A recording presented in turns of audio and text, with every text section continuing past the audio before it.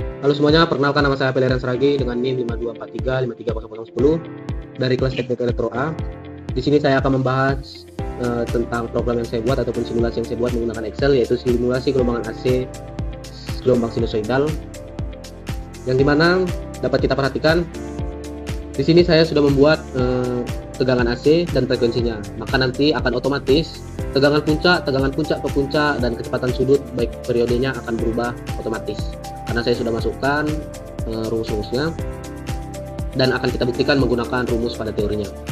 Nah, sebelum kita masuk ke gelombang sinusoidal ini, kita ketahui dulu gelombang sinusoidal itu adalah sinyal arus ataupun tegangan bolak-balik yang membentuk grafik mengikuti fungsi trigonometri sinus ataupun kosinus yang berosilasi halus dan kontinu antara nilai maksimum positif dan negatif terhadap waktu. Makanya dia dibilang gelombang sinusoidal, dia akan ada pada fase positifnya, ada pada fase negatifnya. Nah, dapat kita lihat perbandingannya pada tegangan DC. Kalau tegangan DC dia akan lurus terus, sedangkan pada tegangan AC pada DC dia lurus terus, ataupun searah, sedangkan pada AC dia bolak-balik. Ini dapat kita lihat gambarnya ataupun perbandingannya. Lanjut, kita langsung masuk. Di sini saya langsung masukkan ke 220 volt. Karena pada umumnya di Indonesia tegangan AC itu pada satu fase yaitu 220. Dapat juga kita ganti 380 ataupun seterusnya. Dia akan berubah secara otomatis. Tapi di sini akan kita gunakan 220 volt saja. Maka tegangan puncaknya itu di 311,127. Nah, tegangan puncak itu yang mana? Tegangan puncaknya itu yang ini. Dapat kita perhatikan gelombang sinusoidalnya. Karena tadi 311, maka dia akan lewat di angka 300 ini. Nah, inilah tegangan puncaknya, atau yang biasa kita sebut bukit, dan ini adalah lembah. Nah, selanjutnya dapat kita perhatikan pada rumus pada teorinya, yaitu tegangan puncak akar 2 dikali PRMS. PRMS-nya itu tegangan AC-nya. Di sini saya buat rumusnya SQRT ataupun akar 2 maksudnya kalau pada teorinya dikali C5. C5-nya itu adalah tegangan AC-nya. Selanjutnya tegangan PPP-nya ataupun puncak ke puncak yaitu 622,254. Itu yang berarti tegangan puncak ini dikali dengan 2.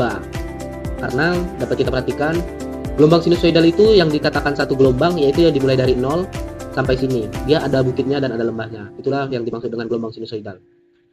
Selanjutnya kecepatan sudut. Kecepatan sudut ini 2 dikali pi dikali C6. C6-nya itu frekuensinya, karena menurut teorinya nih omega sama dengan 2 dikali pi dikali frekuensi.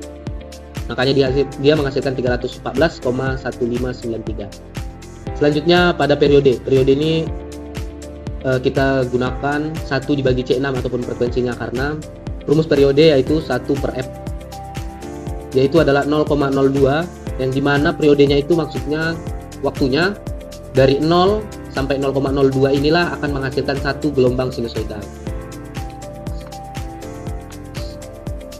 Selanjutnya di sini saya juga membuat waktunya.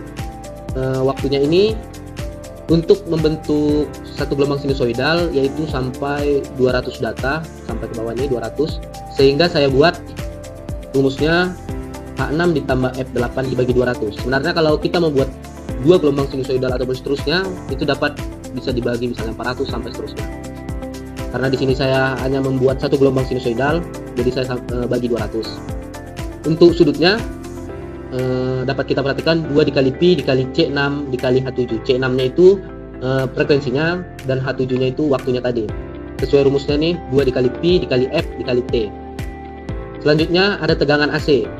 Tegangan AC-nya juga itu dikali F5-nya. Tegangan puncaknya ini dikali sin I7. Nah, I7-nya itu yang ini, yang sudutnya tadi. Maka keluarlah tegangan AC-nya yaitu 9,772734,728. Begitu juga sampai seterusnya. Maka gelombang sinusoidal ini akan berubah pada setiap waktunya. Misalnya 0,001 ini tegangannya si 9,77, 0,0002 ini tegangannya 19, begitu seterusnya.